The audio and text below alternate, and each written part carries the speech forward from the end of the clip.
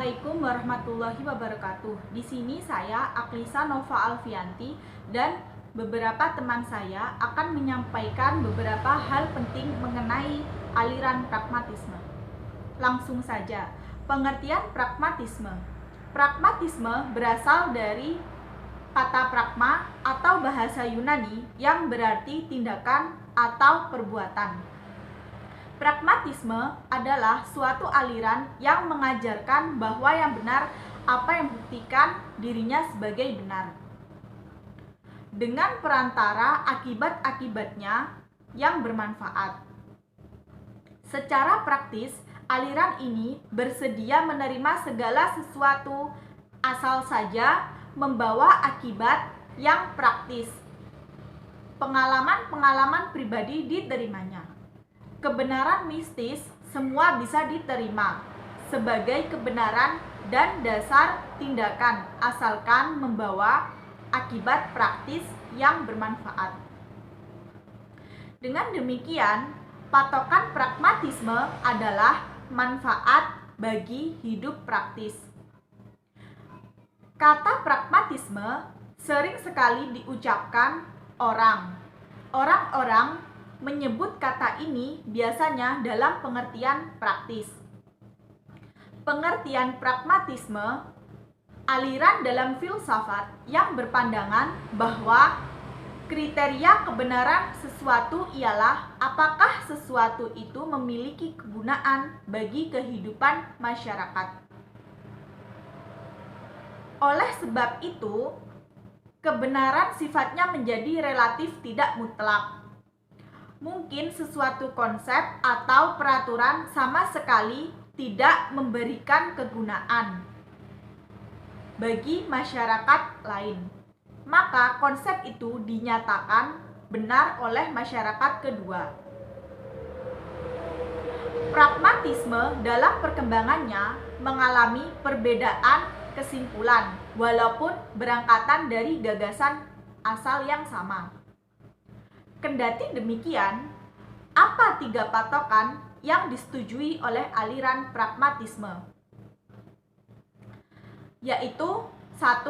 Menolak segala intelektual. Yang kedua, absolutisme. Yang ketiga, menerima logika formal.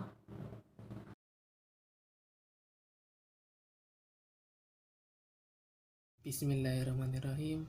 Assalamualaikum warahmatullahi wabarakatuh. Perkenalkan, nama saya Muhammad Takdirilahi. Di sini saya akan menjelaskan tentang tokoh pemikiran filsafat pendidikan pragmatisme. Yang pertama adalah Charles S. Peirce pada tahun 1839 sampai 1914. Peirce adalah anak seorang ahli matematika, logika, dan filsafat. Peirce terkenal dalam filsafat klasik dan sangat memahami sejarah ilmu pengetahuan, termasuk penemuan Darwin. Peirce menyimpulkan bahwa salah satu kunci dalam usaha adalah bukti, data, persepsi, dan peluang yang tersedia bagi para peneliti. Peirce menolak teori realitas yang telah ada sebelumnya. Menurut Peirce, yang terpenting adalah pengaruh apa yang dimiliki suatu ide dalam suatu rencana tindakan dan bukan hakikat suatu ide. Ditemukan sejumlah ide dan prinsip pragmatisme yang dihasilkan dari ajaran Peirce, termasuk diantaranya bahwa prinsip pengalaman apapun selalu mempunyai hubungan dengan pengalaman lain. Proses penjelasan tentang realitas adalah suatu proses yang tidak pernah berhenti dan setiap pengetahuan hanya bersifat sementara dan kondisional. Pragmatisme sebagai suatu interpretasi baru terhadap teori kebenaran oleh Peirce digagas sebagai teori arti. According to the pragmatic theory of thought, a proposition is true in so far as it works or working of satisfying being described variously by different exponents on the view.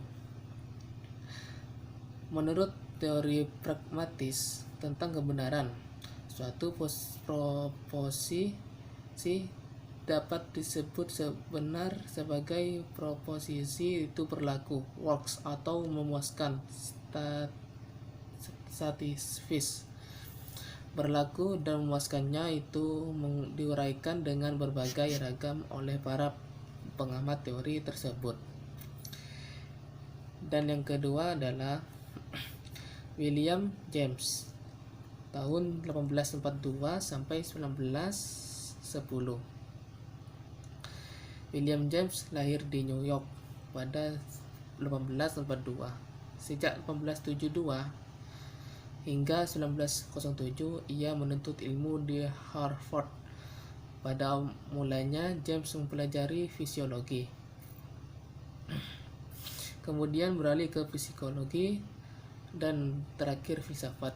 Pragmatisme William James memiliki pengaruh yang cukup dominan dalam filsafat pragmatisme Amerika.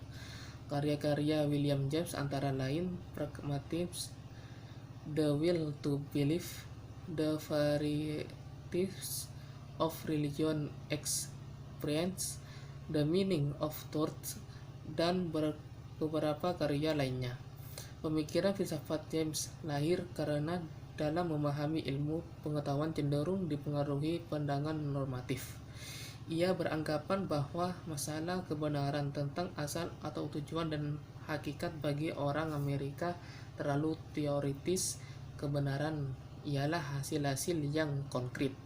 Dengan demikian, untuk mengetahui kebenaran dari ide atau konsep haruslah diselidiki konsekuensi praktisnya. Yang ketiga adalah John Dewey tahun ke 1859 sampai 1952. Tokoh yang sangat berpengaruh bagi perkembangan filsafat pragmatisme adalah John Dewey.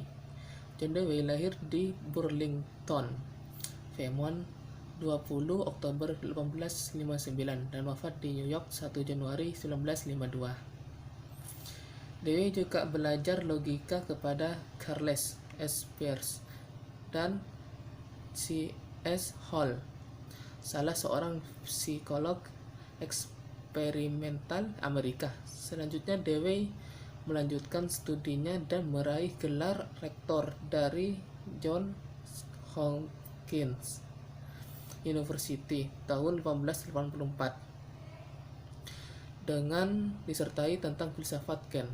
Dewey juga mengajar di University of Michigan, University of Minnesota, University of Chicago, Columbia University, dan berbagai perguruan tinggi di dunia.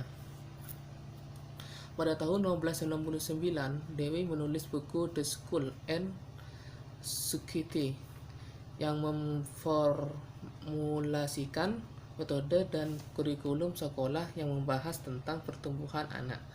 Dewey banyak menulis masalah-masalah sosial dan mengkritik konfrontasi demokrasi Amerika. Ikut serta dalam aktivitas organisasi sosial dan membantu mendirikan sekolah baru bagi Social Research tahun 1919 di New York. Sebagian besar kehidupan Dewey dihabiskan dalam dunia pendidikan. Lembaga-lembaga pendidikan yang disinggahi Dewey adalah University of Michigan, University of Columbia, dan University of Chicago. Tahun 1894, Dewey memperoleh gelar Professor of Philosophy dari Chicago University. Dewey akhirnya meninggal dunia pada tanggal 1 Juni 1952 di New York dengan meninggalkan tidak kurang dari 17 artikel dan 42 buku dalam bidang filsafat, pendidikan, seni, sains, politik, dan pembaharuan sosial. Dan yang terakhir, di antara karya-karya Dewi yang dianggap penting adalah Freedom and Cultural, Art and Experience, The Quest of Certainty, Human Nature and Conduct pada tahun 1922, Experience and Nature tahun 1925, dan yang paling fenomenal Democracy and Education pada tahun 1916.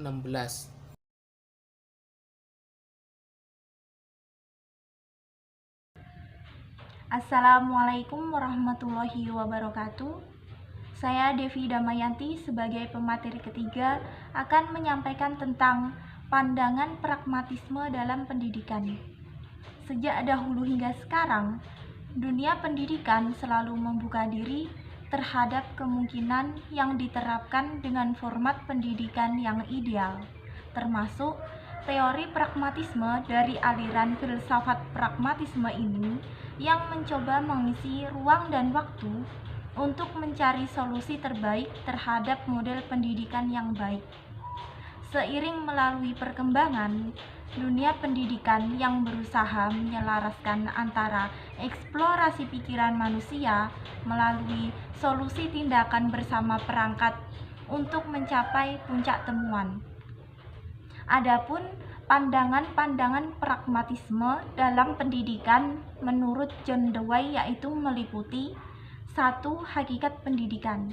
Hakikat pendidikan menurut pragmatisme adalah menyiapkan anak didik dengan membekali seperangkat keahlian dan keterampilan teknis agar mampu hidup di dunia ini yang selalu berubah-ubah.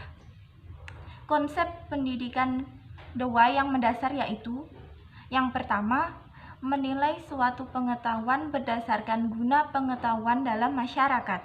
Yang kedua, pengetahuan yang segera dapat dipakai oleh penghidupan masyarakat sehari-hari. Sehingga arti pragmatisme yaitu memandang bahwa pendidikan yang diselenggarakan telah berpusat pada peserta didik yang sesuai dengan minat dan kebutuhannya agar mampu mengatasi persoalan hidup secara praktis. Tujuan pendidikan yang pertama yaitu tujuan pendidikan menurut pragmatisme tentunya searah dengan konsep filosofi pragmatisme, seperti halnya realitas, pengetahuan, dan kebenaran nilai. Yang kedua, tujuan pendidikan dalam perspektif pragmatisme adalah untuk menyiapkan peserta didiknya untuk menghadapi kehidupan dalam masyarakatnya secara praktis. 3. Kurikulum dan proses pendidikan. Pengembangan kurikulum ini tentu sejalan dengan hakikat dan tujuan pendidikan itu sendiri. Dewey memandang yaitu tipe pragmatisme diasumsikan oleh suatu jangkauan aplikatif dalam masyarakat. Pendidikan dipandang sebagai wabah strategis dan sentral untuk berlangsungnya masa depan peserta didik. Dewey sempat mengkritik Amerika, yang mana Amerika itu hanya mengejar muatan-muatannya saja dan hanya mengulang tentang masa lampau. Bahwasanya tidak ada pelajaran yang bersifat universal dalam sistem dan metode pembelajaran peserta didik, sebab seperti pengalaman, kebutuhan, dan minat atau individu atau kelompok itu sendiri berbeda menurut tempat dan pendapatnya masing-masing, sehingga kurikulum mempunyai arti sifat elastis sesuai tuntutan masyarakat, serta perkembangannya kurikulum meliputi minat, pikir, dan kemampuan peserta didiknya itu secara praktis. Sekian yang dapat saya sampaikan, kurang lebihnya saya mohon maaf. Wassalamualaikum warahmatullahi wabarakatuh.